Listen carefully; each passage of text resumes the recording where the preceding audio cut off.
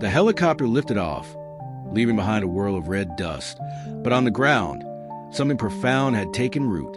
Elias remained beside the elephant, kneeling not as a savior, but as a witness to its silent endurance. As the giant's breathing steadied, Elias reached out, his hand resting gently on its weathered forehead.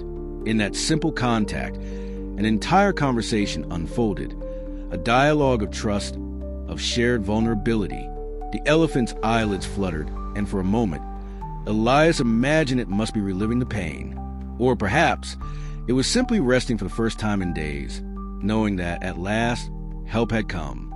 The others retreated to their vehicles, giving space to the two beings who, though worlds apart, now shared a fragile bond. Hours passed. The African sun mellowed into amber hues, casting long, soft shadows across the open plains. The wilderness was never silent, yet amidst the rustling grass and distant calls, an unusual calm settled. Elias stayed by the elephant's side as twilight painted the sky in molten gold. He whispered words that didn't matter, stories of other rescues, of calves he had saved, of the ones he couldn't. He wasn't sure if the elephant understood, but it listened. When night fell, Elias returned to his jeep, but didn't leave. He unfolded his seat, rested under the open sky, his gaze always drifting back to the shadowy figure amidst the brush. Under the vast African night, with only the stars as witnesses, man and elephant shared a vigil of survival. At dawn, the air was cool, fresh, and filled with promise.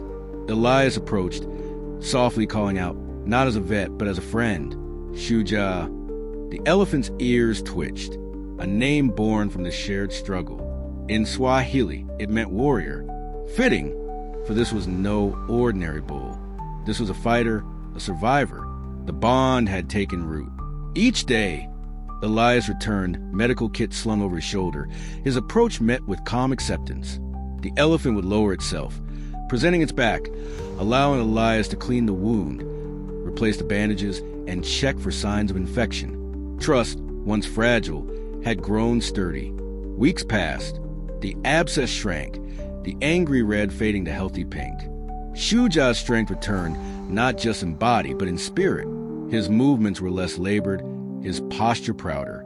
What once was a patient had become a companion. In the afternoons after treatment, Elias would sit nearby, watching as Shuja splashed in the water holes, sometimes sending playful sprays of muddy water towards him.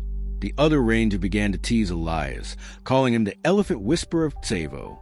But Elias knew it was more than that. It wasn't about whispering. It was about listening. Listening to a creature who would ask for help not with cries, but with quiet, with stillness, with a kneel that would be etched in Elias's memory forever. The story of Shuja spread beyond Tsavo. Conservation groups picked it up. Videos, photos, snippets of this extraordinary bond circulated worldwide. Yet, when asked for interviews, Elias always responded the same way. It's not my story. It's his. Shuja's resilience wasn't just survival, it was a statement.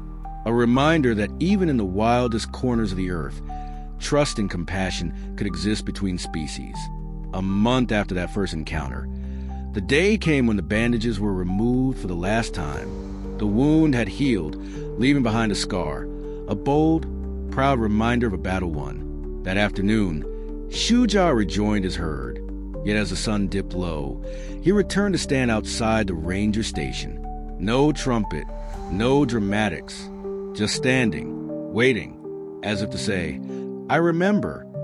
Elias stepped out, approached slowly. Shuja's trunk reached out, curling around his arm, holding him in a gentle, powerful embrace, a gesture that spoke louder than words. From that day on, every evening, Shuja would make his silent visit, a ritual of gratitude, of connection. Elias documented every step of the recovery, not for fame, but for conservation records. The world needed to see this, to believe not every elephant kneels for help, but every life, when given compassion, responds. In Tsavo's endless plains, the story of Shuja became legend. Tourists asked for him. Conservationists cited his case as a prime example of elephant intelligence and emotional depth. Yet for Elias, the truest reward was simpler.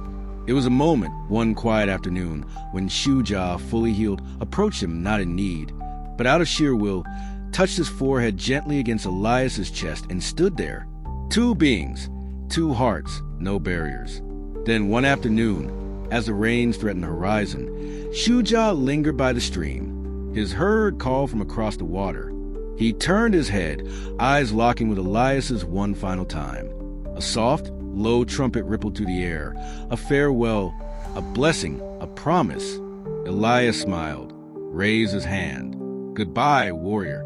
The herd moved on, Shuja with them. His figure, strong and sure, vanished into the golden mist of Tsavo. But not from Elias's heart. Years would pass, yet the memory of that kneel, that silent plea, and that journey of healing would remain his guiding light. In every animal he tended to, in every battle against poaching, in every outreach to save what remained of the wild, Shuja's story whispered through his soul. A story not of rescue, but of trust, of connection, of respect. In a world often too loud to listen, one elephant knelt and spoke volumes. And Elias listened. That simple act of listening changed everything. In Tsavo, amidst the rustling grasses and beneath the wide African sky, the legend of Shuja lives on, not as folklore, but as a living testament to the bond that once existed between a kneeling elephant and the man who chose to answer. A warrior remembered, a friendship immortalized.